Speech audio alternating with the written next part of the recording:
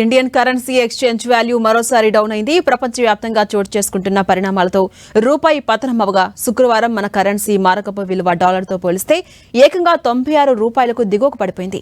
దీంతో మనం దిగుమతి చేసుకునే చమురు, గ్యాస్, ఎలక్ట్రానిక్స్ సహా అనేక ఉత్పత్తులకు చెల్లించే బిల్లు మరింత ఎక్కువ కానుంది.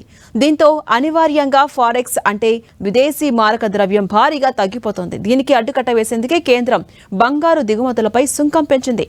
అలానే ప్రధానమంత్రి మోదీ కూడా పొదుపు చేయాలని, వంట నూనెల వాడకం తగ్గించుకోవాలని సూచించారు. ఈ క్రమంలోనే ఈ రోజు పెట్రోల్ ధరలను కూడా కేంద్రం పెంచింది. కేంద్ర పెట్రోలియం శాఖ లీటర్ పెట్రోల్ కనీసం ₹3.24 పెంచగా రూపాయి విలువ పతనం కావడంతో ఆ పెంచిన మేర ఊరట పెట్రోలియం కంపెనీలకే దక్కేలా లేదు.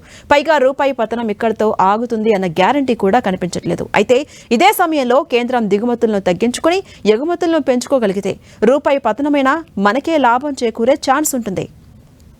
కానీ అత్యంత అవసరమైన గ్యాస్, ఇంధనం మనం ఇప్పటికిప్పుడు ఉత్పత్తి చేసుకోలేం. ఎంత కష్టమైనా ఇతర దేశాల నుంచి దిగుమతి చేసుకోవాల్సిందే.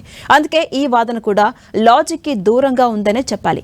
కొంతకాలంగా రూపాయి విలువ పడిపోతూనే ఉంది. రూపాయి విలువ ఏకంగా ₹96 దాటి సెంచరీ దిశగా కూడా వెళ్తోంది. మే 12 నుంచి 14 వరకు జరిగినటువంటి ప్రతి ట్రేడింగ్ సెషన్లో కూడా రూపాయి కొత్త కనిష్టాలను తాకుతూ ముందుకు సాగింది. ఈ ఒక్క వారంలోనే రూపాయి విలువ దాదాపు 2% మేర క్షీణించింది. భారత్ తన చమురు అవసరాల కోసం దాదాపు 90%, గ్యాస్ అవసరాల కోసం 50% దిగుమతులపైనే ప్రధానంగా ఆధారపడుతూ వస్తుంది. ఇరాన్ యుద్ధం అలాగే సుదీర్ఘకాలం పాటు కొనసాగితే ఇతర దేశాల కరెన్సీల కంటే కూడా భారత రూపాయి మరింతగా బలహీనపడే ప్రమాదాలు కనిపిస్తున్నాయి. రూపాయి పతనానికి ప్రధానంగా 3 కారణాలు కనిపిస్తున్నాయి. మొదటిది, బ్రెంట్ క్రూడ్ ధర బ్యారెల్కు $107కు చేరువ కావడంతో భారత్ లాంటి దిగుమతులపై ఆధారపడే దేశాలపై ఆ భారం పెరిగింది.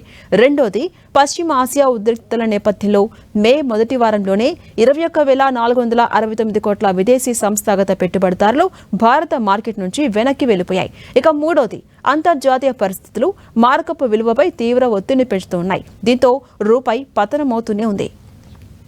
ఇక రూపాయి విలువ పడిపోవడం వల్ల దేశంలో ద్రవ్యోల్బణం పెరిగే అవకాశం ఉంది. దిగుమతి చేసుకునే ముడిసరుకులు, ఎలక్ట్రానిక్ వస్తువులు, పప్పు దినుసులు, ముఖ్యంగా ఇంధన ధరలు మరింత ప్రియం కాబోతున్నాయి. ఫలితంగా రవాణా ఖర్చులు పెరిగి నిత్యావసర వస్తువుల ధరలు ఆకాశాన్ని తాకే ప్రమాదం ఉందని సామాన్యులు ఆందోళన పడుతున్నారు.